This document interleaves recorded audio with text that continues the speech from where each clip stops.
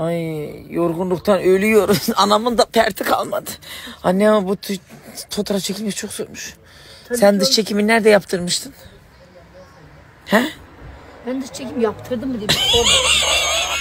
Ve bir tane pozum var. Bir tane. İkincisi mi? Tövbe estağfurullah. Tamam sus. Geç geldi. Bütün millet gitti kuaförden, o geldi. Anneciğim gene akşam nasıl performansında laf sokuyor. Evet baklavamızı aldık, şimdi lokele gidiyoruz. Hiç daha yeni gelin de lokele götürülürmüş. Ne oldu ki? Nisan abla taksicinin yanında beni aramış, diyor ki adam inşallah böbreğini almaz. Adam da duydu. Ne yaptı, aldın böbreğini? Hayır ama adamın aklına soktu. Anladın mı? Böbrek 6 milyon olmuş. Ondan sonra ben de artistik yaptım. Dedim zaten alamazsınız ki dedim. O da dedi ki neden? Dedim ben sağlıkçıyım, ben sizinkini alırım. Bana bak, sen daha serum takamıyorsun. Kapı kapandı, Allah'ın belası, şifreye gir. Bana bak, sen böbrek piyasası nereden biliyorsun? O vallahi biliyormuş, diyor ki 6 milyon olmuş. Kız o kurban fiyatlarıyla karıştırıyordur. Adama dedim 3 Gel kapı kapanacak, yürü gel. Düşmüş Neslihan'ın böbreğinin derdini. Damadın canı çıktı canım.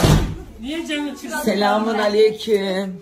Siz olun, sakın dış çekim falan çektirmeyin. Hoş geldiniz Şeyma Hanımcığım. Neslihan Hanım. Bir şey diyeyim, iyi ki dış çekim fotoğrafınız yok. Çok zor bir şey. Annem arabada diyor ki benim de yok. Ne oldu kız? Bak. Şerbet. Ay zaten evinizi bok götürüyordu. Bir şey olmaz. Neresini bok götürüyor?